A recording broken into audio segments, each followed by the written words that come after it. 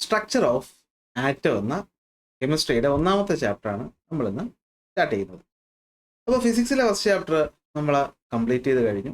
അപ്പോൾ നമ്മൾ ഇന്ന് കെമിസ്ട്രിയാണ് തുടങ്ങുന്നത്. സ്കൂളൊക്കെ തുറക്കാറായി, പഠിച്ചു തുടങ്ങേണ്ട സമയമായി. അപ്പോൾ എന്ത് ചെയ്യുക, നന്നായിട്ട് പഠിക്കുക.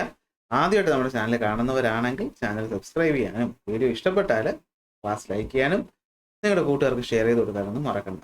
അപ്പോൾ നമ്മുടെ സയൻസ് അതുപോലെ സോഷ്യൽ സയൻസിൻ്റെ ക്ലാസ്സസ് നമ്മുടെ ചാനലിൽ അവൈലബിൾ ആണ്. അപ്പോൾ ആ ക്ലാസ്സിൽ കാണാൻ വേണ്ടിയിട്ട് നോട്ടിഫിക്കേഷനൊക്കെ ഇനേബിൾ ചെയ്ത് വയ്ക്കുക. 10ൻ്റെയും 9ൻ്റെയും 8ൻ്റെയും ഒക്കെ ഉണ്ടാവും. നിങ്ങളുടെ പ്ലേലിസ്റ്റ് ഏതാണെന്ന് നോക്കിയിട്ട് അത് ഫോളോ ചെയ്യുക. ഓൾറെഡി കഴിഞ്ഞ വർഷത്തെ പിള്ളേർക്ക് വേണ്ടിയിട്ട് ചെയ്ത ക്ലാസ്സസ് നമ്മുടെ ചാനലിൽ അവൈലബിൾ ആണ്. പ്ലേലിസ്റ്റ് നോക്കിയാൽ നിങ്ങൾക്ക് കിട്ടും. അപ്പോൾ തുടങ്ങാമല്ലോ. അപ്പോൾ നമ്മുടെ ചാപ്റ്ററിൻ്റെ പേരാണ് സ്ട്രക്ചർ ഓഫ് ആറ്റം.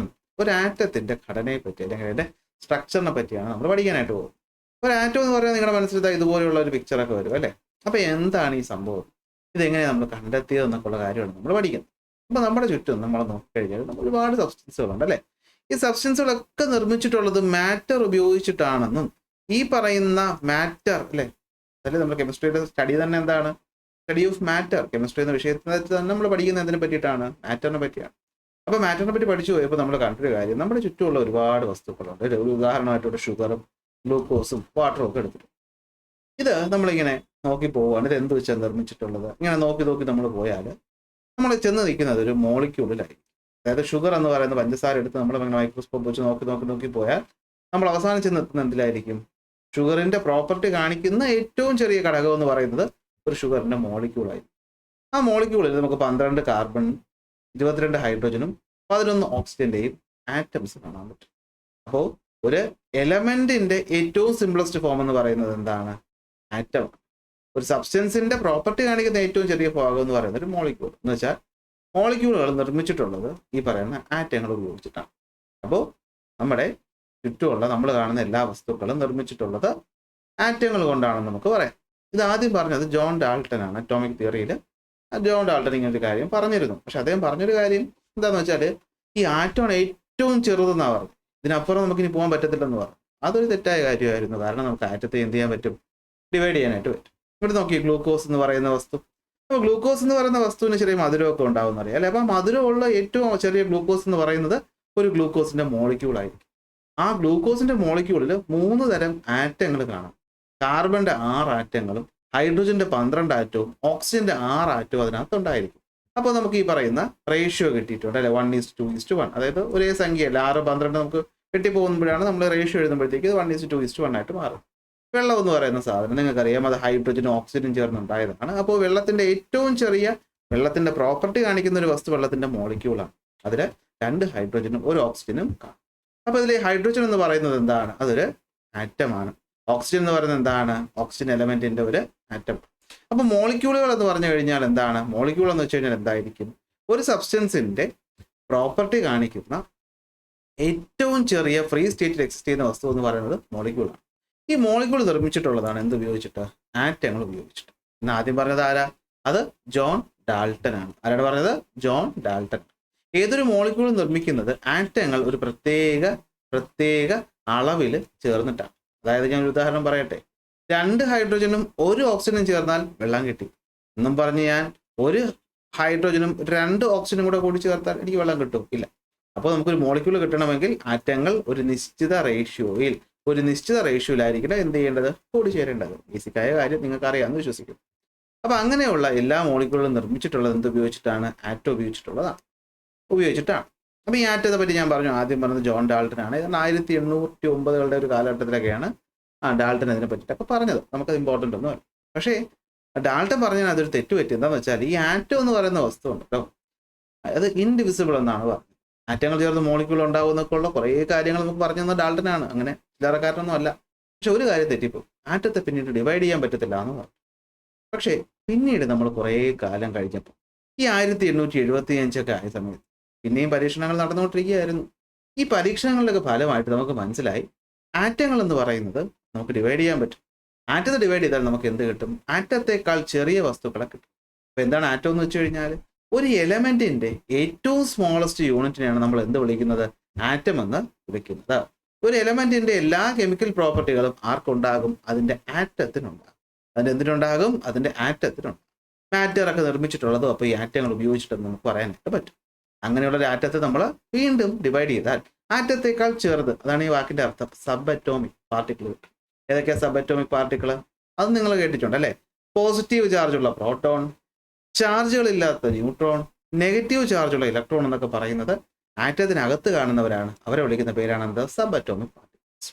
അപ്പൊ എങ്ങനെയാണ് നമ്മൾ ഈ സബ് അറ്റോമിക് പാർട്ടിക്കിൾസിനെയൊക്കെ കണ്ടെത്തിയതെന്നാണ് നമ്മൾ ഇന്നത്തെ ക്ലാസ് പഠിക്കാനായിട്ട് പോകുന്നത്. അപ്പൊ റെഡിയല്ലേ? അപ്പോൾ പണ്ട് ഒരുപാട് പണ്ട് 1875 കാലഘട്ടത്തിൽ വില്യം ക്രൂക്സ് എന്ന് പറയുന്ന ഒരു സയന്റിസ്റ്റ്, ആളെ ചില്ലറക്കാരനല്ല, ഒരു എലമെന്റ് ഒക്കെ കണ്ടുപിടിച്ചിട്ടുള്ള ആളാണ്. വില്യം ക്രൂക്സ് എന്ന് പറയുന്ന സയന്റിസ്റ്റ് ഒരു പരീക്ഷണം നടത്തുകയായിരുന്നു. അദ്ദേഹം നടത്തുന്ന പരീക്ഷണത്തിന്റെ പേര് നമുക്ക് കാഥോഡ് റേ ട്യൂബ് എക്സ്പെരിമെന്റ് എന്ന് പറയാം. ഇത് പറയാം, കാഥോഡ് റേ ട്യൂബ് എക്സ്പെരിമെന്റ്. ഈ കാണുന്നതാണ് സംഭവം. വേറൊന്നുമില്ല, ഒരു ഗ്ലാസ് ട്യൂബ് ഇങ്ങനെ എടുത്തിട്ടുണ്ട്, കണ്ടോ? Discharge tube. ഈ ഡിസ്ചാർജ് ട്യൂബിനകത്ത് ഇപ്പോൾ എയർ ആണ് ഉള്ളത്. പക്ഷെ എയർ വളരെ ലോ പ്രഷറിലാണ് ഉള്ളത്. എയർ ഇല്ല എന്നല്ല, ഉണ്ട്, പക്ഷേ ലോ പ്രഷർ. അതിനകത്ത് ഒരു മെറ്റൽ കഷ്ണം വെച്ചു, ഇവിടെ മറ്റൊരു മെറ്റൽ കഷ്ണം വെച്ചു. ഈ മെറ്റൽ കഷ്ണത്തിൽ ചെറിയ ചെറിയ ഹോളുകൾ ഇട്ടിട്ടുണ്ട് കേട്ടോ, അതാണ് ഇവിടെ കാണിച്ചത്. എന്നിട്ട് ഈ പറയുന്ന മെറ്റൽ കഷ്ണത്തിന് നെഗറ്റീവ് ടെർമിനലിൽ കണക്ട് ചെയ്തു. അങ്ങനെ നെഗറ്റീവ് ടെർമിനലിൽ കണക്ട് ചെയ്തുകൊണ്ട് അതിനെ വിളിച്ച പേര് കാഥോഡ്. അതുപോലെ ഈ മെറ്റൽ കഷ്ണത്തിന് ഒരു ബാറ്ററിയുടെ പോസിറ്റീവ് ടെർമിനലിൽ കണക്ട് ചെയ്തു, അതുകൊണ്ട് അതിനെ വിളിച്ച പേര് ആനോഡ്. എന്നിട്ട് നമ്മൾ എന്ത് ചെയ്തു എന്ന് വെച്ചാൽ, ആദ്യം ഇവിടെ ഈ സംഭവം ഇല്ല എന്ന് കരുതുക. ഇതൊരു പമ്പാണ്, എയർ പമ്പാണ്, ഇതില്ല എന്ന് കരുതുക. നമ്മൾ കറണ്ടൊക്കെ കൊടുത്തു, പ്രത്യേകിച്ചൊന്നും സംഭവിച്ചില്ല. അതായത് തമ്മിൽ അങ്ങോട്ടും ഇങ്ങോട്ടും ചാർജ് പോകണമെങ്കിൽ നമുക്കറിയാം, കറണ്ട് കണ്ടക്ട് ചെയ്യണമെങ്കിൽ കണ്ടക്ടർ ആവണം. പക്ഷെ എയർ എന്ന് പറയുന്ന ഒരു കണ്ടക്ടർ ആണോ? അല്ല. അപ്പോൾ ആദ്യം പ്രത്യേകിച്ചൊന്നും സംഭവിച്ചൊന്നുമില്ല. ബാറ്ററി വോൾട്ടേജ് ഒക്കെ കൂട്ടി നോക്കിയിട്ടും ഒന്നും കാണുന്നില്ല, ഇതുപോലെ റേ ഒന്നും പോകുന്നില്ലായിരുന്നു. കുറച്ച് കഴിഞ്ഞപ്പോൾ എന്ത് ചെയ്തെന്ന് വെച്ചാൽ, അദ്ദേഹം ഈ പറയുന്ന ഒരു പമ്പ് വെച്ചിട്ട് ഇതിനകത്തുള്ള എയറിനെ പതുക്കെ പുറത്തേക്ക് കളയാൻ തുടങ്ങി. അപ്പോൾ ഇതിനകത്തുള്ള എയറിന്റെ മർദ്ദം കുറഞ്ഞു ലോ പ്രഷറായിട്ട് മാറിക്കഴിഞ്ഞപ്പോൾ പെട്ടെന്ന് എന്തോ ഒരു സാധനം ഈ പറയുന്ന കാഥോഡിൽ നിന്നും ആനോഡിന്റെ ഭാഗത്തേക്ക് ലക്ഷ്യം വെച്ച് പാഞ്ഞു പോകുന്നതായിട്ട് കണ്ടു. ഓക്കെ, അത് ഈ പറയുന്ന ആനോഡിനകത്തുള്ള ഹോളുകളിലൂടെ ചെന്നിട്ട് ഈ പുറകു വശത്ത് തട്ടി. ഈ പുറകു വശത്താണെങ്കിൽ നമ്മളൊരു കോട്ടിങ് കൊടുത്തിട്ടുണ്ട്. ആ കോട്ടിങ് എന്ത് ചെയ്യാൻ തുടങ്ങി? തിളങ്ങാൻ തുടങ്ങി. എന്നിട്ട് നമുക്ക് മനസ്സിലായി അവിടെ എന്തോ ഒരു സാധനം വരുന്നുണ്ട്. ആ വരുന്ന സാധനം ആരാണ് എന്ന് നമ്മൾ പഠിക്കാനായിട്ട് തുടങ്ങി. അപ്പോൾ ഇതാണ് നമ്മുടെ എക്സ്പെരിമെന്റ്. ഒന്ന് വായിച്ചു നോക്കിയാലോ. As air is a insulator, electricity does not pass through air in the tube at normal pressure. But when the tube was evacuated, ഈ പമ്പ് ഉപയോഗിക്കുന്നതിന് വേണ്ടിയിട്ടാണ്, ഇവാക്യുവേറ്റ് ചെയ്യാൻ വേണ്ടിയിട്ടാണ്. It is seen that എന്ത് പറ്റി? Electricity passes through it. അങ്ങനെ എന്ത് പറ്റി? When a perforated positive electrode or anode was used, ആനോഡിൽ ഹോൾ ഉള്ളത് ഞാൻ പറഞ്ഞു, അതാണ്. A light green glow was observed on the zinc sulfide coated glass wall behind it. അതായത് ഈ പറഞ്ഞ പുറകിലായിട്ട് എന്തുണ്ടായിരുന്നു? സിങ്ക് സൾഫൈഡ് ഉണ്ടായിരുന്നു. എന്തുണ്ടായിരുന്നു? സിങ്ക് സൾഫൈഡ് ഉണ്ടായിരുന്നു. എന്തുണ്ടായിരുന്നു? സിങ്ക്, അങ്ങനെ തന്നെ എഴുതും, സൾഫൈഡ് ഉണ്ടായിരുന്നു. അപ്പൊ ഈ സിങ്ക് സൾഫൈഡിന്റെ കോട്ടിങ്ങിൽ ഈ റേസ് വന്ന് തട്ടി. എന്തുകൊണ്ടാണ് തട്ടിയത്? ഇവിടെ ഹോൾ ഇട്ടിട്ടുള്ളത് കൊണ്ടാണ് കേട്ടോ. പെർഫറേറ്റഡ് എന്ന് വെച്ചാൽ ഹോൾ ഉള്ളതെന്നാണ് അർത്ഥം. ഇവിടെ ഒരു പ്രകാശം വരുന്നതായിട്ട് നമ്മൾ കണ്ടു. അപ്പൊ ആരായി വന്നത്? എന്താ അവന്റെ പ്രോപ്പർട്ടീസ്? അതൊക്കെ അറിയണ്ടേ? അപ്പൊ അതിനുവേണ്ടി നമ്മളെ വില്യം ക്രൂക്സ് എന്ത് ചെയ്തു? കുറെ ടെസ്റ്റുകൾ നടത്തി നോക്കി. അപ്പോൾ നോക്കിയേ, the glow is due to a ray emitted from the cathode. അപ്പോൾ ആ ഗ്ലോ വന്നത് എന്തോ ഒരു റേ ആ കാഥോഡ് എന്ന് പറയുന്ന നെഗറ്റീവ് ടെർമിനലുള്ള സ്ഥലത്ത് നിന്ന് വന്നത് കൊണ്ടാണ്. അപ്പോൾ കാഥോഡിൽ നിന്ന് വന്നതുകൊണ്ട് റേ എന്ത് വിളിച്ചു? കാഥോഡ് റേ എന്നും ഈ എക്സ്പെരിമെന്റിനെ കാഥോഡ് റേ ട്യൂബ് എക്സ്പെരിമെന്റ് എന്നും വിളിച്ചു. അങ്ങനെയുള്ള ഈ കാഥോഡ് റേ ട്യൂബിന്റെ ഗുണങ്ങളെ പറ്റി പഠിക്കാൻ വേണ്ടിയിട്ട് കുറച്ച് പരീക്ഷണങ്ങൾ ചെയ്തു. ഒന്ന്, ഈ പോകുന്ന വഴിയിലായിട്ട് ഇതുപോലെ ഒരു പ്രത്യേക ഷേപ്പിൽ ഒരു കഷ്ണം കൊണ്ട് വെച്ചു. ഇതൊരു കുരിശ് എന്നാണ് പറയുന്നത്. പുള്ളി ക്രിസ്ത്യാനിയായിരുന്നല്ലോ. അപ്പോൾ കുരിശ് ഒരു വസ്തു കൊണ്ട് വെച്ചപ്പോൾ കണ്ടത് അതിന്റെ ഷാഡോ ഇവിടെ വരുന്നതായിട്ട്. ആ സിൽവർ കോട്ടിങ് നമ്മൾ വെച്ച് നോക്കിയപ്പോൾ ആ കോട്ടിങ്ങിന്റെ ഇത്രയും സ്ഥലത്ത് മാത്രം തിളക്കം വരുന്നില്ല. അപ്പോൾ ഇതിന്റെ അർത്ഥം എന്താ? നമ്മൾ പ്രകാശം പോകുന്നത് പോലെ ഈ കാഥോഡ് റേയും നേർരേഖയിൽ പോകുന്നത് കൊണ്ടല്ലേ വഴിയിലുള്ള ഇവരെ തട്ടിയതും ബാക്കി റേ കടന്നു പോയിട്ട് നമുക്ക് ഇവിടെ അതുപോലത്തെ ഇമേജ് കിട്ടിയതും? അതെ. അപ്പോൾ കാഥോഡ് റേ എന്ന് പറയുന്നത് ഒരു സ്ട്രെയിറ്റ് ലൈനിൽ സഞ്ചരിക്കുന്നു എന്ന് അദ്ദേഹത്തിന് മനസ്സിലായി. അടുത്ത, ഈ കാഥോഡ് റേ പോകുന്ന വഴിയിൽ ഒരു സ്മോൾ പാഡിൽ വീല് കൊണ്ട് വെച്ചു. നമ്മൾ ഈ ജലചക്രത്തിന്റെ പോലത്തെ വളരെ മിനിയേച്ചർ, ചെറിയ ഒരു കാറ്റാടി പോലത്തെ ചെറുത്. നമ്മൾ ചില മുട്ടായൊക്കെ നമ്മുടെ ബേക്കറിലൊക്കെ ഇരിക്കുന്ന കണ്ടില്ലേ, ചെറിയ കാറ്റടിച്ചാലും കറങ്ങുന്ന കുഞ്ഞ് പ്ലാസ്റ്റിക് സാധനം, അതുപോലത്തെ കൊണ്ട് വെച്ചപ്പോൾ അത് എന്ത് ചെയ്യുന്നു? കറങ്ങും. അപ്പൊ അതിനെ കറക്കണമെങ്കിൽ ഈ പോകുന്ന വസ്തുവിന് കുറച്ച് മാസ് ഉണ്ടാവണം, ഇല്ലേ? ആ പാർട്ടിക്കിൾ എന്തുണ്ടാവണം? ഒരു മാസ് ഉണ്ടാവണം. മാസുള്ള വസ്തുവിനല്ലേ തട്ടി കറക്കാൻ പറ്റുള്ളൂ. അപ്പൊ മാസ് ഉണ്ടെന്ന് മനസ്സിലായി. ഇനി ഇത് വൈദ്യുത ഫീൽഡിനെ അഫക്റ്റ് ചെയ്യുമെന്ന് അറിയാൻ വേണ്ടിയിട്ട് അദ്ദേഹം എന്ത് ചെയ്തെന്ന് വെച്ചാൽ, ഈ ട്യൂബിന്റെ മുകളിൽ നെഗറ്റീവും താഴെ പോസിറ്റീവും ടെർമിനൽ കൊണ്ട് വെച്ചപ്പോഴത്തേക്കും നമ്മുടെ ആനോഡിന്റെ ഭാഗത്ത് പ്രകാശമൊന്നും വരുന്നില്ല. നോക്കിയപ്പോൾ എന്ത് പറ്റി? ഈ കാഥോഡ് റേ ഇങ്ങനെ വളഞ്ഞ് ഈ വശത്തോട്ട് പോകുന്നു.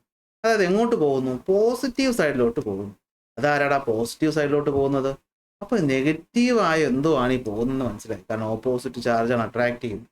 അപ്പൊ മനസ്സിലായി, നേർരേഖയിൽ പോകുന്ന അത്യാവശ്യം കുറച്ച് മാസ് ഉള്ള എന്തോ ഒരു വസ്തു ഈ പറയുന്ന കാഥോഡിൽ നിന്നും പുറപ്പെട്ട് എങ്ങോട്ട് പോകുന്നു? ആനോഡിലോട്ട് പോകുന്നു. എപ്പോ? ഇലക്ട്രിക്കൽ ഡിസ്ചാർജ് കൊടുക്കുന്ന സമയം. കാഥോഡ് എന്ന് പറയുന്നത് നെഗറ്റീവും ആനോഡ് എന്ന് പറയുന്ന പോസിറ്റീവുമാണ്. എന്നാൽ പോകുന്ന വഴിക്ക് നമ്മൾ മറ്റൊരു പോസിറ്റീവ്, ശക്തമായ പോസിറ്റീവ് വെച്ചാൽ ഇവൻ എന്ത് ചെയ്യും? ഇങ്ങോട്ട് വളയുന്നുണ്ട്. അപ്പൊ ഇവന്റെ ചാർജ് എന്ന് പറയുന്നത് നമുക്ക് ഉറപ്പായി നെഗറ്റീവ് എന്ന് മനസ്സിലായി. ഇദ്ദേഹം അത്രേ ചെയ്തോളൂ. പിന്നീട് വന്ന ഒരാളോട്ട് ജെ തോംസൺ. ആരാണ്? J Thomson. ജെ തോംസൺ ഇതിനെപ്പറ്റി കൂടുതലായിട്ട് പഠിച്ചു. കൂടുതലായിട്ട് പഠിച്ചു. Okay, so the properties of the cathode ray do not change on changing the gas inside the tube or the metal with which the electrodes are made. എന്ന് വെച്ചാൽ നമ്മൾ എയറിന് പകരം ഇവിടെ മറ്റൊരു ഗ്യാസ് നിറച്ചതുകൊണ്ടോ മെറ്റൽ മാറ്റി വെച്ചതുകൊണ്ടോ വലിയ മാറ്റമൊന്നും ഉണ്ടാവുന്നില്ല. അപ്പൊ എന്തോ ഒരു സംഭവം വരുന്നുണ്ട്. അപ്പൊ എന്താ പറഞ്ഞത്? It indicate that particle in the cathode ray are present in all the substances. അപ്പൊ എല്ലാ വസ്തുവിലും കോമൺ ആയിട്ടുള്ള എന്തോ ഒരു സാധനമുണ്ട്, നമുക്കറിയാത്തത്. ആ അറിയാത്ത ആള് ഒരു ഇലക്ട്രിക്കൽ ഡിസ്ചാർജ് വരുമ്പോൾ അവിടെ നിന്ന് പുറത്തേക്ക് ചാടുന്നുണ്ട്. ചാടിയിട്ട് അവൻ എന്ത് ചെയ്യുന്നുണ്ട്? കാഥോഡിൽ നിന്ന് നേരെ എങ്ങോട്ട് പോകുന്നുണ്ട്? ആനോഡിലോട്ട് പോകുന്നു. ഇനി ആരാ അവനെന്ന് അറിയാവോ? ആ പോയവന്റെ പേരാണ് എന്തെന്ന് പറയുന്നത്? ഇലക്ട്രോൺസ് എന്ന് പറയും. ആ പോയവന്റെ പേരാണ് എന്തെന്ന് പറയുന്നത്? ഇലക്ട്രോൺസ് എന്ന് പറയുന്നത്. കാരണം ഒരു ആറ്റത്തിൽ, അതേത് മെറ്റലായാലും അതിന്റെ പുറം വശത്തിരിക്കുന്ന ആളാണ് ആരെന്ന് പറയുന്നത്? ഇലക്ട്രോൺ എന്ന് പറയും. അപ്പൊ ഇലക്ട്രിക്കൽ ഡിസ്ചാർജ് കൊടുക്കുന്ന സമയത്ത് നെഗറ്റീവാണ്. ഇലക്ട്രോണിന്റെ ചാർജ് നെഗറ്റീവാണ്. നിങ്ങൾക്ക് ഇന്നറിയാം, ഞാൻ അത് പറഞ്ഞു മനസ്സിലാക്കണം. ഇന്നറിയാം നെഗറ്റീവ് ആണെന്ന്. അപ്പൊ നമ്മളെ ഇവിടെ നെഗറ്റീവ് കൊടുക്കുമ്പോൾ ഇനി നടക്കുന്ന കാര്യം എന്താണെന്ന് ഞാൻ സിമ്പിൾ ആയിട്ടൊന്ന് പറഞ്ഞുതരാം. ഓക്കെ, നമ്മളെപ്പോഴും മനസ്സിലാക്കി പഠിക്കണമെന്നാണല്ലോ അല്ലേ? അപ്പൊ സംഭവം ഇത്രയേ ഉള്ളൂ. നമ്മൾ ഈ പറയുന്ന ഇലക്ട്രിക്കൽ ഡിസ്ചാർജ് കൊടുത്തപ്പോൾ ഇവിടെ നെഗറ്റീവ് ചാർജുകൾ വന്ന് നിറയാൻ തുടങ്ങി. അപ്പൊ ഈ മെറ്റലിനകത്ത്, ഈ മെറ്റലിന്റെ പുറത്തുണ്ടായിരുന്ന നെഗറ്റീവായ ഇലക്ട്രോൺസ് അവിടുന്ന് ചാടിയപ്പോൾ അവൻ എന്ത് ചെയ്തു? ഇവിടെ പോസിറ്റീവായ അവനെ വിളിക്കുകയാണ്. അവൻ ഓടി എന്ത് ചെയ്തു? ഇങ്ങോട്ട് പോയി. അപ്പൊ ഈ ചാടിപ്പോയ ആളാണ് ആരെന്ന് പറയുന്നത്? ഇലക്ട്രോണുകൾ എന്ന് പറയുന്നത്. ഇലക്ട്രോണുകൾ എന്ന് പറയുന്നത്. എല്ലാ വസ്തുക്കളിലും ഇലക്ട്രോൺ ഉണ്ട്. അതുകൊണ്ട് ഗ്യാസ് മാറ്റിയത് കൊണ്ടോ മെറ്റൽ മാറ്റിയത് കൊണ്ടോ ഒരു മാറ്റവും വന്നില്ല. അവിടെ എല്ലാം നമുക്ക് എന്ത് കിട്ടി? ഇലക്ട്രോണുകൾ കിട്ടി. പിന്നീട് ജെ തോംസൺ എന്ന് പറയുന്ന സയന്റിസ്റ്റ് ഈ പറയുന്ന വസ്തുവിന്റെ ചാർജ് ടു മാസ് റേഷ്യോ കണ്ടെത്തുകയും പിന്നീട് ഈ പറയുന്ന റേസിനെ എന്തെന്ന് വിളിച്ചു? അവര് ഇലക്ട്രോണുകൾ എന്നും വിളിച്ചു. Okay, when the scientist accepted the studies done by Thomson. അപ്പൊ കണ്ടെത്തിയത് ആരെന്ന് ചോദിച്ചാൽ തോംസൺ. എക്സ്പെരിമെന്റ് ആദ്യം ചെയ്തത് വേറെ ആളെങ്കിലും ഇത് കണ്ടെത്തിയതായിരിക്കുന്ന അപ്പൂപ്പനാണ്. ആരാണ്? ജെ തോംസൺ ആണ്. 56 ജനിച്ചു, 1940 മരിച്ചു. It was proved that these particles were smaller than atoms. അങ്ങനെ ആദ്യത്തെ സബ് അറ്റോമിക് പാർട്ടിക്കിൾ നമ്മൾ കണ്ടെത്തുന്നു. 1906 അദ്ദേഹത്തിന് ഫിസിക്സിന്റെ നൊബേൽ സമ്മാനവും കിട്ടുന്നു. ആ കണ്ടെത്തിയ ആദ്യത്തെ സബ് അറ്റോമിക് പാർട്ടിക്കിൾ ആണ് അപ്പോൾ ഇലക്ട്രോൺ എന്ന് പറയും. അപ്പൊ നമ്മൾ കണ്ടെത്തിയ ആദ്യത്തെ സബ് അറ്റോമിക് പാർട്ടിക്കിൾ ആരാണ്? ഇലക്ട്രോൺ ആണ്.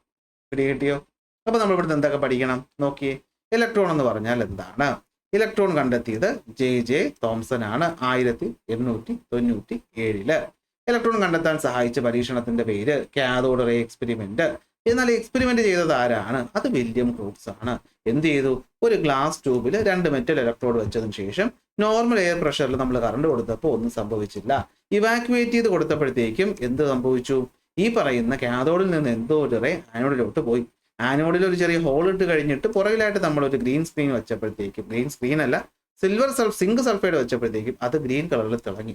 അപ്പൊ അതിന്റെ അർത്ഥം കാഥോഡിൽ നിന്ന് എന്തോ ഒരു റേ വരുന്നു. ആ റേയെ വിളിച്ച പേര് കാഥോഡ് റേ. പിന്നീട് നമ്മൾ ആ കാഥോഡ് റേയുടെ ക്യാരക്ടേഴ്സ് നോക്കിയപ്പോൾ മനസ്സിലായി അത് സഞ്ചരിക്കുന്നത് സ്ട്രൈറ്റ് ലൈനിലാണ്. അതിന് മാസ് ഉണ്ട്, അതിന് നെഗറ്റീവ് ചാർജ് ഉണ്ട്. അതുകൊണ്ട് അത് പോസിറ്റീവ് പ്ലേറ്റിനടുത്തേക്ക് പോകുന്നു. മാഗ്നറ്റിക് ഫീൽഡിലും എന്ത് ചെയ്യുന്നുണ്ട്? ഡിഫ്ലക്റ്റ് ചെയ്യുന്നുണ്ട്. അങ്ങനെ നമുക്ക് മനസ്സിലായി ഈ പറയുന്ന ആൾക്ക് എന്തൊക്കെയോ പ്രോപ്പർട്ടീസ് ഉണ്ട്. ആ പ്രോപ്പർട്ടീസ് ഉള്ള ആളെയാണ് നമ്മൾ എടുത്ത് വിളിച്ചത് ഇലക്ട്രോണുകൾ എന്ന് വിളിച്ചത്. Okay, so the particles in the cathode rays R identified as electrons. അങ്ങനെ അതിന്റെ ആദ്യത്തെ ചാർജ് ബൈ മാസ് റേഷ്യോ കണ്ടുപിടിച്ചത് ജെ തോംസൺ ആണെന്നാണ് ടെക്സ്റ്റ് ബുക്കിൽ പറയുന്നത്. ഓക്കെ, അപ്പൊ നമുക്കത് മനസ്സിലായി. പിന്നെ നൊബേൽ സമ്മാനം കൊടുത്ത് നമ്മൾ ആദരിച്ചു. അങ്ങനെ നമ്മൾ ആദ്യത്തെ സബ് അറ്റോമിക് പാർട്ടിക്കിളിനെ കണ്ടെത്തി. എന്നാൽ ഇതേ എക്സ്പെരിമെന്റ് ചെറുതായിട്ടൊന്ന് മാറ്റി ചെയ്ത് നോക്കി. ആരാന്നറിയാവോ? നമ്മുടെ യുജീൻ ഗോൾഡ്സ്റ്റീൻ. സംഭവം ഇത്രയേ ഉള്ളൂ. നേരത്തെ പോലെ തന്നെ എന്ത് ചെയ്തു? ഒരു കാഥോഡ് റേ ട്യൂബ് അങ്ങോട്ട് എടുത്തു. എന്നിട്ട് ഇവിടെ ആയിട്ട് എന്തിനെ കൊണ്ടുവന്ന് വെച്ചു, ഒരു ഇലക്ട്രോണിനെ കൊണ്ടുവന്ന് വെച്ചു. ഇവിടെ ആയിട്ട് മറ്റൊരാളെയും കൊണ്ടുവന്ന് വെച്ചു. ഓക്കെ, എന്നിട്ട് നമ്മൾ ചാർജ് കൊടുത്തപ്പോൾ കണ്ട എന്താന്ന് വെച്ച് കഴിഞ്ഞാൽ ഈ പറയുന്ന ഹോളിലൂടെ നോർമലി നമ്മളെ ഇത് പോകുന്നുണ്ട്. എന്ത് പോകുന്നുണ്ട്? കാഥോഡ് റേ ഇവിടെ ഉണ്ടാകുന്നുണ്ടെങ്കിലും കാഥോഡ് റേ അല്ലാതെ പുതിയ ഒരാൾ അവിടെ നിന്ന് ഇങ്ങോട്ട് വരുന്നതായിട്ട് കണ്ടു. എങ്ങനെ കണ്ടു? ഇങ്ങനെ വരുന്നതായിട്ട്. ആ വരുന്ന ആളെ നമ്മൾ നോക്കിയപ്പോഴത്തേക്ക് കണ്ടൊരു കാര്യം എന്താന്ന് വെച്ച് കഴിഞ്ഞാൽ ആ വരുന്ന ആൾ നേരത്തെ വന്ന ആളിന്റെ ഓപ്പോസിറ്റ് പ്രോപ്പർട്ടീസാണ് കാണിച്ചത്. അപ്പൊ എന്താ പറ്റിയെന്ന് വെച്ച് കഴിഞ്ഞാൽ നോക്കിയേ, ഇൻ 1886 കാലങ്ങൾ കുറച്ചുകൂടെ മുന്നോട്ട് പോകും. ജർമ്മൻ സയന്റിസ്റ്റ് ആയിട്ടുള്ള ഗോൾഡ്സ്റ്റീൻ എന്ത് ചെയ്തെന്ന് വെച്ച് കഴിഞ്ഞാൽ ഒരു പെർഫറേറ്റഡ് കാഥോഡ് എന്ത് ചെയ്തു വെച്ച് എക്സ്പെരിമെന്റ് ചെയ്തു. നേരത്തെ ആനോഡിലായിരുന്നു ഹോൾ ഉണ്ടായിരുന്നത് അല്ലെ, ഇപ്പൊ എന്തിലാണ്? കാഥോഡിൽ ഹോൾ ഇട്ടു. അതായത് ഇതാണ് ഇപ്പോഴത്തെ കാഥോഡ്, ഇതാണ് ഇപ്പോഴത്തെ ആനോഡ്. ആനോഡിൽ ഇപ്പോഴും പോസിറ്റീവ് തന്നെ, കാഥോഡിൽ ഇപ്പോഴും എന്ത് തന്നെ? നെഗറ്റീവ് തന്നെ. ഓക്കെ, അപ്പൊ ഒരു പെർഫറേറ്റഡ് കാഥോഡ് എടുത്തിട്ട് എക്സ്പെരിമെന്റ് നേരത്തെ ചെയ്തതിന് തിരിച്ചു വെച്ചു എന്ന് വിചാരിച്ചാൽ മതി. നമ്മൾ എന്താ കണ്ടതെന്ന് വെച്ച് കഴിഞ്ഞാൽ പുതിയൊരു റേ വരുന്നു. റേയുടെ പേര് കനാൽ റേ. ഇത് ഒറിജിനേറ്റ് ചെയ്യുന്നത് എവിടെ നിന്നാണ്? ആനോഡിൽ നിന്നാണ്. അതായത് എന്തോ ഒരു സാധനം കാഥോഡിൽ കറണ്ട് കൊടുത്തപ്പോൾ കാഥോഡിൽ നിന്ന് ഇങ്ങോട്ട് ആരോ പോകുന്നുണ്ട്, അത് പോയിക്കോട്ടെ. പക്ഷേ പുതിയൊരാൾ എന്ത് ചെയ്യുന്നു? ഈ ആനോഡിൽ നിന്ന് പുറപ്പെട്ട് ഈ കാഥോഡിലെ ഹോള് വഴി എന്ത് ചെയ്യുന്നു? ഇങ്ങോട്ട് വരും. ആനോഡിൽ നിന്ന് പുറപ്പെട്ട് കാഥോഡിലെ ഹോള് വഴി ഇങ്ങോട്ട് വരും. കാഥോഡിലെ ഹോൾ എന്ന് പറയുമ്പോൾ നമ്മൾ ഈ കനാലിൽ കൂടി വെള്ളം പോകുന്ന പോലെയൊക്കെ തോന്നിയത് കൊണ്ട് ഈ പറയുന്ന ഗോൾഡ്സ്റ്റീൻ ഇതിനെ എന്ത് വിളിച്ചു? കനാൽ റേ എന്ന് വിളിച്ചു. കനാൽ റേ എന്ന് വിളിച്ചു. അങ്ങനെ തന്നെ പറയുന്നത്. ഈ പറയുന്ന ഹോളിലൂടെ പോയത് കൊണ്ട് അതിനെന്ത് വിളിച്ചു? കനാൽ റേ എന്ന് വിളിച്ചു. കനാൽ റേയുടെ പ്രോപ്പർട്ടീസ് നമ്മൾ നോക്കിയപ്പോൾ കണ്ടതെന്ന് വെച്ച് കഴിഞ്ഞാൽ ഒരു പോസിറ്റീവ് ചാർജാണ് ഇവർക്കുള്ളത്. അതുകൊണ്ടാണല്ലോ പോസിറ്റീവ് ആയിട്ടുള്ളതാണല്ലോ ആനോഡ്. നേരത്തെ ഓപ്പോസിറ്റ് ആണ് നേരത്തെ ഇവിടെ കാഥോഡാ വെച്ചിരുന്നത്. പോസിറ്റീവ് ആയതാണല്ലോ ആനോഡ് എന്ന് പറയുന്നത്. ഈ പോസിറ്റീവിൽ നിന്ന് നെഗറ്റീവിലോട്ട് പോകണമെങ്കിൽ ഇവൻ പോസിറ്റീവ് ആകണ്ടേ അല്ലെ? ആണ്. പക്ഷെ വേറൊരു കാര്യം കൂടെ ഉണ്ട്. ഇവിടെ ഈ ഗ്യാസിന് അത് ഡിപ്പെൻഡ് ചെയ്യുക. So the behaviour of the canal ray varied with the nature of the gas taken എന്ന് ഡിസ്ചാർജ് ചെയ്യും. നേരത്തെ പോലെ മെറ്റലിൽ നിന്ന് വന്നതല്ല, ഇത് ഗ്യാസിൽ നിന്ന് വന്നതാണെന്ന് പോലെ തോന്നിച്ചു. ഗ്യാസിനനുസരിച്ച് പ്രോപ്പർട്ടീസ് മാറാൻ തുടങ്ങി. ഗ്യാസിന്റെ പ്രോപ്പർട്ടിക്ക് അനുസരിച്ച് മാറാൻ തുടങ്ങി. അതായത് നമുക്ക് ഹൈഡ്രോജൻ എന്ന് പറയുന്ന ഏറ്റവും ലൈറ്റസ്റ്റ് ആയിട്ടുള്ള എലമെന്റ് വെച്ചപ്പോഴാണ് നമുക്ക് എന്ത് കിട്ടിയത്? ഏറ്റവും ലൈറ്റസ്റ്റ് ആയിട്ടുള്ള പോസിറ്റീവ് ആളെയും കിട്ടി. പക്ഷെ നമുക്ക് ഇന്നറിയാം ഹൈഡ്രോജനകത്ത് ഒരു പ്രോട്ടോണും ഒരു ന്യൂട്രോണും അല്ലെങ്കിൽ ഒരു ഇലക്ട്രോണേ ഉള്ളൂ എന്ന് പറയാം. ന്യൂട്രോൺ ഇപ്പോൾ വിട്ടേക്ക്, ഒരു പ്രോട്ടോണും ഒരു ഇലക്ട്രോണേ ഉള്ളൂ. അപ്പോൾ ഇവിടെ ഹൈഡ്രോജൻ ഗ്യാസ് നിറച്ചപ്പോഴാണ് നമുക്ക് ഒരു പ്രോട്ടോണെ കിട്ടിയത്. സോ ഈ കിട്ടിയ കനാൽ റേ പിന്നീട് പഠിച്ച് നമ്മളവരെ എന്ത് വിളിച്ചു? പ്രോട്ടോണുകളെന്ന് വിളിച്ചു. അപ്പൊ ഇതാണ് പ്രോട്ടോൺ. അപ്പൊ പ്രോട്ടോൺ എങ്ങനെയാ കണ്ടെത്തിയത്? കാഥോഡ് റേ അല്ല, കനാൽ റേ. കാരണം ഗോൾഡ്സ്റ്റീൻ അതിനെ വിളിച്ച് കനാൽ റേ എന്നാണ്. കാരണം പെർഫറേറ്റഡ് കാഥോഡിലെ ഹോളിൽ കൂടി വന്നതുകൊണ്ട്. അങ്ങനെ ഒരു പോസിറ്റീവായ വസ്തു ആനോഡിൽ നിന്നും കാഥോഡിലോട്ട് പോകുന്നതായിട്ട് കണ്ടു. അതിനെ വിളിച്ച പേരാണ് കനാൽ റേ. അതിന്റെ സ്വന്തം ചാർജ് എന്തെന്ന് മനസ്സിലായി? പോസിറ്റീവ് ആണെന്ന് മനസ്സിലായി. പക്ഷെ ശ്രദ്ധിച്ചൊരു കാര്യം, ഗ്യാസ് മാറുന്നതിനനുസരിച്ച് കനാൽ റേയുടെ പ്രോപ്പർട്ടീസും മാറും. ഹൈഡ്രോജൻ വെച്ചപ്പോഴാണ് ഏറ്റവും ലൈറ്റസ്റ്റ് ആയിട്ടുള്ള പാർട്ടിക്കിൾസ് നമുക്ക് കിട്ടിയത്. അങ്ങനെ ഈ സബ് അറ്റോമിക് പാർട്ടിക്കിൾ നമ്മൾ എന്ത് വിളിച്ചു? പ്രോട്ടോണുകൾ എന്ന് വിളിച്ചു. So the proton of the smallest and the lightest positive particles is in the atom. അപ്പോൾ ഒരു ആറ്റത്തിൽ ഏറ്റവും ലൈറ്റസ്റ്റ് ആയിട്ടുള്ള ഏറ്റവും വെയിറ്റ് കുറഞ്ഞ പോസിറ്റീവ് ഭാഗമാണെന്ന് പറയുന്നത് എന്താണ്? നമ്മുടെ പ്രോട്ടോൺ. അങ്ങനെ നമുക്ക് പ്രോട്ടോണിനെ. അപ്പം നമ്മുടെ ജെ തോംസൺ ഇലക്ട്രോൺ കണ്ടുപിടിച്ചു, ഗോൾഡ്സ്റ്റീൻ പ്രോട്ടോണും കണ്ടുപിടിച്ചു. അപ്പോൾ ഒരു ആറ്റം എന്ന് വെച്ചാൽ എങ്ങനെ ഇരിക്കും? ഇതിനകത്താണല്ലോ ഇവരെ കിട്ടിയത്. അപ്പോൾ ജെ തോംസൺ അധികം ബുദ്ധിമുട്ട് ചിന്തിക്കാനൊന്നും തന്നില്ല. പോസിറ്റീവ് നെഗറ്റീവ് എപ്പോഴും പരസ്പരം എന്താണ്? അങ്ങോട്ടും ഇങ്ങോട്ടും അട്രാക്ട് ചെയ്യുന്നതാണ്. അപ്പോൾ ഒരു ആറ്റം എന്ന് പറഞ്ഞാൽ ഇത്രയോ എന്തുപോലെ ഇരിക്കും? ഒരു പ്ലം പുഡിംഗ് പോലെ ഇരിക്കും. എന്തുപോലെ ഇരിക്കും? പ്ലം പുഡിംഗ് എന്ന് വെച്ചാൽ പുഡിംഗ് ഉണ്ടല്ലോ, പുഡിംഗ് പോട്ടെ, പ്ലം കേക്ക് അറിയാലോ, അല്ലെങ്കിൽ ഒരു വാട്ടർമെലൻ, പല മോഡലെന്ന് ഇതിനെ പറയും. അപ്പൊ ഈ ഒരു വാട്ടർമെലൻ പോലെ ഇങ്ങനെ ഒരു ഭാഗം ഇരിക്കും. ഇതിനകത്ത് ഇത് രണ്ടും അങ്ങോട്ടും ഇങ്ങോട്ടും മിക്സ് ആയിട്ടിരിക്കുക. ഓക്കെ, അതായത് നെഗറ്റീവ് പാർട്ടിക്കിൾസും അതുപോലെ തന്നെ ഈ പറഞ്ഞ പോസിറ്റീവ് പാർട്ടിക്കിൾസും എന്ത് ചെയ്യുവാണ്? ഇങ്ങനെ ഒരു ചാർജ്ഡ് സ്പിയറിനകത്ത് ഇങ്ങനെ ആൾട്ടർനേറ്റ് ആയിട്ട് അങ്ങോട്ടും ഇങ്ങോട്ടും ഒക്കെ ഇരിക്കുക. ഇതിനകത്തുള്ള പോസിറ്റീവ് ചാർജിന്റെയും നെഗറ്റീവ് ചാർജിന്റെയും നമ്പർ എന്ന് പറയുന്നത് എന്താണെന്ന് പറഞ്ഞു? സെയിം ആണെന്ന് പറഞ്ഞു. എണ്ണം എന്ന് പറഞ്ഞാൽ എന്താണ്? സെയിം ആണ്. അതുകൊണ്ട് ഇവർ ഇലക്ട്രിക്കലി എന്തായിരിക്കും? ന്യൂട്രൽ ആയിരിക്കും. ഈ മോഡലിന്റെ പേരാണ് ജെ തോംസന്റെ പ്ലം പുഡിംഗ് മോഡൽ. അപ്പോൾ ആദ്യത്തെ ആറ്റം മോഡൽ വരുന്നു, പ്ലം പുഡിംഗ് മോഡൽ പറഞ്ഞതാരാണ്? J Thomson. അതായത് എന്താണ്? നെഗറ്റീവ്ലി ചാർജ്ഡ് ആയിട്ടുള്ള ഇലക്ട്രോൺസും കണ്ടു, പോസിറ്റീവ് ചാർജുള്ള വസ്തുക്കളും ഉണ്ട്. എന്ത് പറഞ്ഞു? അപ്പൊ ഇവര് നോക്കിയത് electrons are embedded in a sphere of positive charges. Positive ചാർജുകളുടെ ഒരു സ്പിയർ, അതായത് പോസിറ്റീവ് ചാർജുകളുടെ ഒരു കടൽ, അല്ലെങ്കിൽ പോസിറ്റീവ് ചാർജുകളാണ് നമ്മുടെ വാട്ടർ മെലണിലെ ചുവന്ന ഭാഗം എന്ന് പറയുന്നത്. പോലെ ആയിരിക്കുന്നതാണ് എന്തെന്ന് പറയുന്നത്? നെഗറ്റീവ് ഭാഗം എന്ന് പറയും. സോ ഇതാണ് എന്തെന്ന് പറയുന്നത്? ആറ്റം എന്ന് പറയുന്നത് ഒരു പോസിറ്റീവ് ചാർജ് അത് സ്പിയർ ആണെന്നും അതിൽ ഇലക്ട്രോൺസ് അവിടെ ഇവിടെ സ്കാറ്റർ ചെയ്ത് കിടക്കുകയാണെന്നും, പക്ഷേ ഇവരുടെ എണ്ണം എന്ന് പറയുന്നത് എപ്പോഴും തുല്യമായതുകൊണ്ട് നെറ്റ് ചാർജ് എപ്പോഴും ന്യൂട്രൽ ആയിരിക്കുമെന്നും ആര് പറഞ്ഞു? ജെ തോംസൺ പറഞ്ഞു. പക്ഷേ സംഭവം തെറ്റാണ് എന്ന് നമുക്ക് പിന്നീട് മനസ്സിലായി. അങ്ങനെയൊന്നും ചുമ്മാ പോകത്തില്ല. സോ ഇതെന്താണെന്ന് മനസ്സിലായത്? നമുക്ക് തെറ്റാണെന്ന് മനസ്സിലായി. അപ്പൊ അതിന് വേണ്ടി മറ്റൊരു കാരണം നമ്മുടെ നടത്തും. അതാണ് നമ്മുടെ റുദർഫോർഡിന്റെ പരീക്ഷണം എന്ന് പറയും. റുദർഫോർഡ് പിന്നീട് ഒരു പരീക്ഷണം നടത്തി. ആൽഫ റേ സ്കാറ്ററിംഗ് എക്സ്പെരിമെന്റ് എന്നാണ് ഇതിന്റെ പേര്, അല്ലെങ്കിൽ നമ്മളിതിനെ ഗോൾഡ് ഫോയിൽ എക്സ്പെരിമെന്റ് എന്നും പറയും. അപ്പൊ നമുക്ക് പുതിയ കുറെ ആൾക്കാരെ കിട്ടി അല്ലേ? ഈ ആൽഫ പാർട്ടിക്കിൾ എന്ന് വെച്ചാൽ എന്താ? ഇവിടെ ആൽഫ പാർട്ടിക്കിൾ എന്ന് വെച്ച് കഴിഞ്ഞാൽ ഒരു ഹീലിയത്തിന്റെ ന്യൂക്ലിയസ്, അതിനകത്ത് എന്തൊക്കെ ഉണ്ടാവും? പ്രോട്ടോൺസും ന്യൂട്രോൺസും ഉണ്ടാവൂലേ? ആ ഒരു സാധനം ഇങ്ങനെ ഉരുകി ചേർന്ന് ഒരൊറ്റ വസ്തുവായിട്ട് ഒരിടത്തു നിന്ന് മറ്റൊരിടത്തേക്ക് മൂവ് ചെയ്താൽ നമുക്കതിനെ ആൽഫ പാർട്ടിക്കിൾ എന്ന് വിളിക്കും. ആൽഫ പാർട്ടിക്കിൾ എന്ന് പറഞ്ഞാൽ ഒരു പോസിറ്റീവ് ചാർജുള്ള വസ്തു. അതിനകത്ത് എന്തുണ്ട്? പ്രോട്ടോൺ ഉണ്ട്. അതിനകത്ത് എന്തുണ്ട്? ന്യൂട്രോൺ ഉണ്ട്. അത് ഏതോ വസ്തുവിന്റെ ആയിക്കോട്ടെ, പ്രോട്ടോണും ന്യൂട്രോണും അടങ്ങുന്ന ഒരു വസ്തു ഒരിടത്തു നിന്ന് മറ്റൊരു സ്ഥലത്തേക്ക് പോയാൽ നമ്മൾ അതിനെ ആൽഫ പാർട്ടിക്കിൾ എന്ന് വിളിക്കും. നിങ്ങൾ റേഡിയേഷൻ എന്ന് കേട്ടിട്ടില്ലേ? റേഡിയോ ആക്ടിവിറ്റി ന്യൂക്ലിയർ പവർ പ്ലാന്റിലൊക്കെ നടക്കുന്നത്, അവിടെ ഉണ്ടാകുന്ന ഒരു സാധനമാണ് ഇതെന്ന് പറയും. സോ പരീക്ഷണത്തിലോട് നോക്കിയാലോ, വളരെ സിമ്പിളാണ്. നമ്മുടെ റുദർഫോർഡ് എന്ത് ചെയ്തെന്ന് വെച്ച് കഴിഞ്ഞാൽ ഒരു ഗോൾഡ് ഫോയിൽ, ഈ കാണുന്നതാണ് സ്വർണ്ണത്തിൻ്റെ ഒരു തകിടം, ഇതിലേക്ക് ആൽഫ പാർട്ടിക്കിൾസിനെ കൊണ്ടുവന്ന് ഇടിച്ചു. അപ്പൊ നിങ്ങൾ മനസ്സിലാക്കണം, ആൽഫ പാർട്ടിക്കിൾ എന്ന് പറഞ്ഞാൽ പോസിറ്റീവ് ചാർജ് ഉള്ള ഒരു വസ്തുവാണ്, അതിന് അത്യാവശ്യം മാസവും. അതിനെ ഇവിടെ കൊണ്ടുവന്ന് ഇടിപ്പിച്ചപ്പോൾ ഈ റേഡിയേഷൻസിൻ്റെ ഒക്കെ മെറ്റലിനകത്തൂടെ കടന്നു പോകാനുള്ള കഴിവുണ്ട്. നമ്മൾ കണ്ടെന്താന്ന് വെച്ച് കഴിഞ്ഞാൽ ഇതിന് ചുറ്റും ഒരു ഫ്ലൂറസെന്റ് സ്ക്രീൻ കൊണ്ടുവന്ന് വെച്ചു. ആരെങ്കിലും വന്ന് ഇരിക്കുന്നുണ്ടെങ്കിൽ അറിയണമല്ലോ. നോക്കിയപ്പോൾ കണ്ടെന്താന്ന് വെച്ച് കഴിഞ്ഞാൽ ഈ വരുന്ന ആൽഫ പാർട്ടിക്കിൾസിന്റെ ഭൂരിഭാഗവും ഒരു കുഴപ്പമില്ലാതെ എന്ത് ചെയ്യുന്നുണ്ട്? ഈ ഗോൾഡ് ഫോയിലിനെ തുളച്ച് അപ്പുറത്തേക്ക് വരുന്നുണ്ട്. കാരണം റേഡിയേഷൻസ് ആണല്ലോ, അത് എനർജി പോകും. കുറച്ച് ഒന്നോ രണ്ടോ എണ്ണം ചെറുതായിട്ടൊന്ന് ഡീവിയേറ്റ് ചെയ്യും. വളരെ കുറച്ച് ഒന്നോ രണ്ടോ എണ്ണം എന്ത് ചെയ്യുന്നുണ്ട്? തട്ടി തിരിച്ചു പോകുന്നുണ്ട്. അപ്പൊ ഇത് എന്തുകൊണ്ടാണ് സംഭവിച്ചതെന്ന് റുദർഫോർഡ് പഠിച്ചു. അങ്ങനെ റുദർഫോർഡ് ഒരു കാര്യം മനസ്സിലായി. ആൽഫ പാർട്ടിക്കിൾസിന്റെ ഭൂരിഭാഗവും എന്ത് ചെയ്തു? ഗോൾഡ് ഫോയിലിലൂടെ ഡിഫ്ലക്റ്റഡ് ആയിട്ട് പോകും. ഒന്നുകൂടി ഇത് വായിച്ചു പറഞ്ഞുതരാം. നോക്കിയേ, ഇത് എക്സ്പെരിമെന്റിൽ എന്ത് പറ്റി? കണ്ടക്റ്റഡ് എക്സ്പെരിമെന്റ് ഓൺ ബൈ ബൊമ്പാർഡിംഗ് എന്ന് വെച്ചാൽ കൊണ്ടിടിക്കുക എന്നുള്ളതാണ്. ആൽഫ പാർട്ടിക്കിൾസിനെ ഗോൾഡ് ഫോയിലിലോട്ട് അതിൽ എന്ത് മനസ്സിലായി?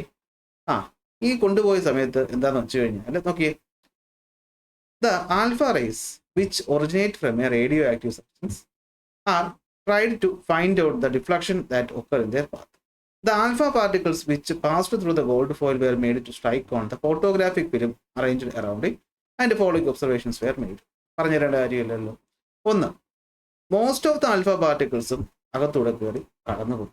അപ്പം അതിൻ്റെ അർത്ഥം എന്താ?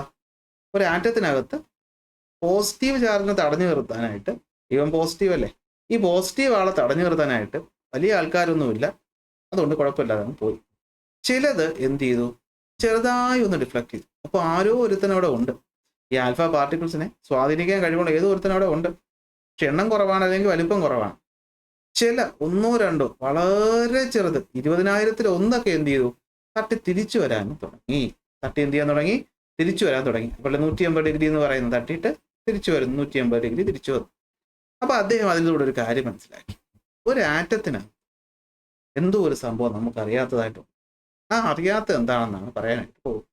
അദ്ദേഹം കണ്ടെത്തിയ കാര്യങ്ങൾ എന്താണെന്ന് വെച്ച് കഴിഞ്ഞാൽ, ഒരു ആറ്റത്തിൽ നമ്മൾ നോക്കിയപ്പോൾ, ഗോൾഡ് ഫോയിലൂടെ കടന്നു വിട്ടപ്പോൾ ആൽഫ പാർട്ടിക്കിൾസിൽ ഭൂരിഭാഗവും കുഴപ്പമില്ലാതല്ലേ പോയത്. അതിൻ്റെ അർത്ഥം എന്താണ്?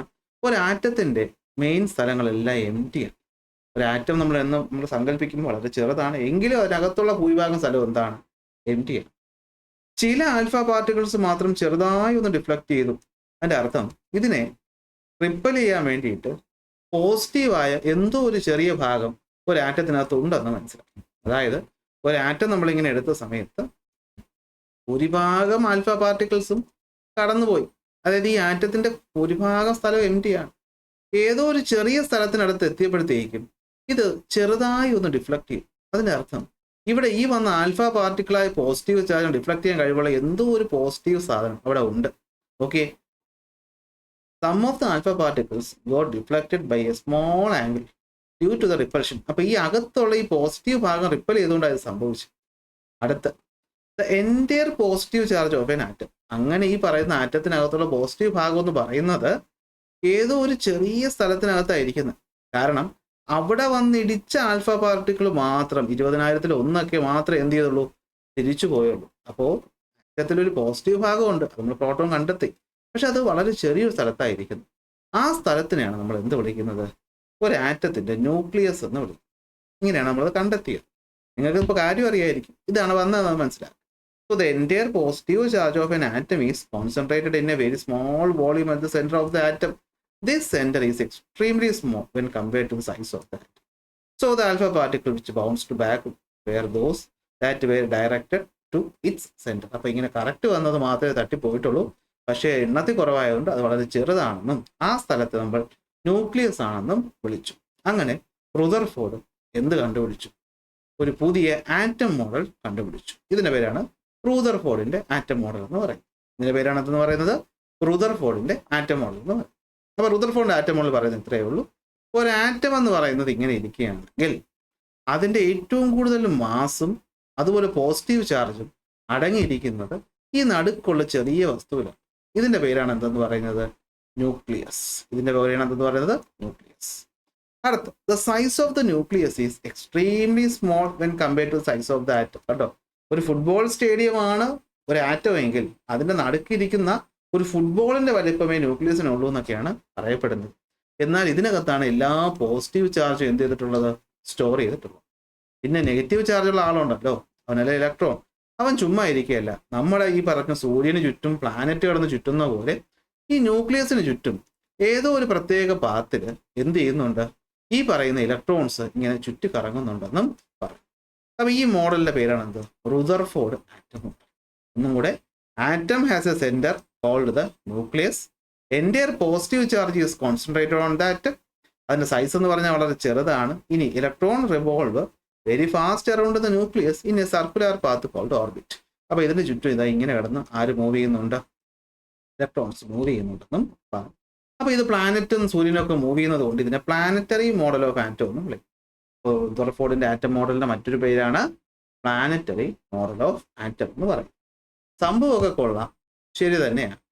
ഒരൊറ്റ സ്ഥലത്ത് മാത്രമേ സംശയം വന്നു. അപ്പൊ അതിനു മുന്നേ പ്ലംബോട്ടിംഗ് മോഡൽ ഫെയിലാണ്. അപ്പൊ അടുത്ത് ആര് വന്നു, നമ്മുടെ റുദർഫോർഡ് വന്നു. എക്സ്പെരിമെന്റും ഉണ്ട്. എന്താണ് എക്സ്പെരിമെന്റ്, ആൽഫ പാർട്ടിക്കിൾസ് എവിടെ നിന്നുണ്ടാകുന്നു, റേഡിയോ ആക്റ്റീവ് സോഴ്സ്, നമ്മുടെ യുറാനിയം പോലെയുള്ള വസ്തുക്കളിൽ നിന്ന് വരുന്നു എന്ന് വിചാരിക്കുക. അതിനെ എന്ത് ചെയ്തു, ഒരു ഗോൾഡ് ഫോയിലിൽ കൊണ്ടുവന്ന് അടിപ്പിച്ചു. ഇനി തട്ടിത്തെറിച്ചു പോകുന്നുണ്ടോന്ന് അറിയാൻ ചുറ്റും ഫോട്ടോഗ്രാഫിക് ഫിലിമും കൊണ്ടുവന്ന് വച്ചു. എന്താ കണ്ടതെന്ന് വെച്ചാൽ ആൽഫ പാർട്ടിക്കിൾസ് കൂടുതലും അകത്തൂടെ കടന്നുപോയി, ചിലത് മാത്രം ഡിഫ്ലക്ട് ചെയ്തു. 20,000-1 പോലെയുള്ള റെയർ കേസിൽ മാത്രം അതെന്ത് ചെയ്തു, തട്ടി തിരിച്ചു വന്നു. അതിലൂടെ റുദർഫോർഡ് കൺക്ലൂഷൻ എത്തി, ഒരു ആറ്റത്തിനകത്തൂടെ ആൽഫ പാർട്ടിക്കിൾസ് കടന്നുപോയത് കൊണ്ട് തന്നെ മോസ്റ്റ് ഓഫ് ദ സ്പേസ് എന്ന് പറയുന്നത് എംപ്റ്റി ആണ്. ചെറിയൊരു പോസിറ്റീവ് ചാർജ് എവിടെയോ ഉണ്ട്, അതിൽ തട്ടി ഡിഫ്ലക്ട് ചെയ്തിട്ടാണ് കുറച്ചെണ്ണം സൈഡിലോട്ട് പോയത്.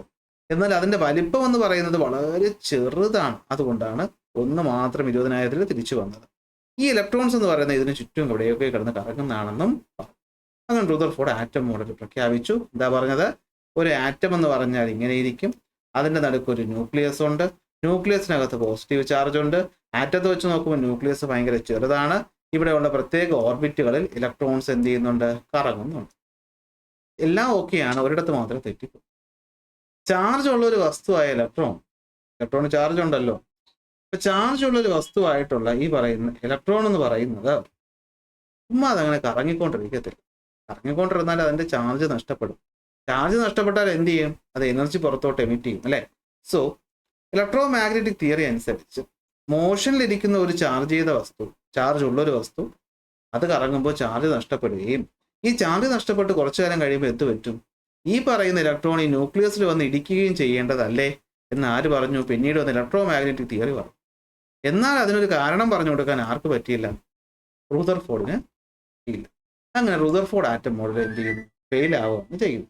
So according to the electromagnetic theory, charged bodies in motion should continuously emit energy.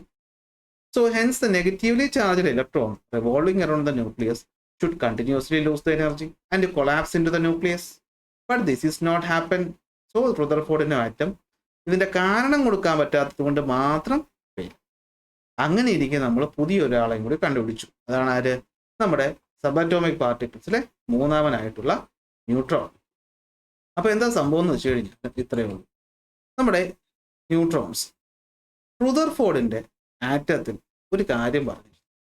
എന്താന്ന് വെച്ചാൽ നമ്മുടെ ആറ്റത്തിന്റെ നടുക്കാണ് ന്യൂക്ലിയസ് എന്നും ഈ ന്യൂക്ലിയസിനകത്താണ് പോസിറ്റീവ് ചാർജ് ഇരിക്കുന്നതെന്നും പറഞ്ഞു. പിൽക്കാലത്ത് നമ്മൾ ഒരു കാര്യം കണ്ടെത്തി.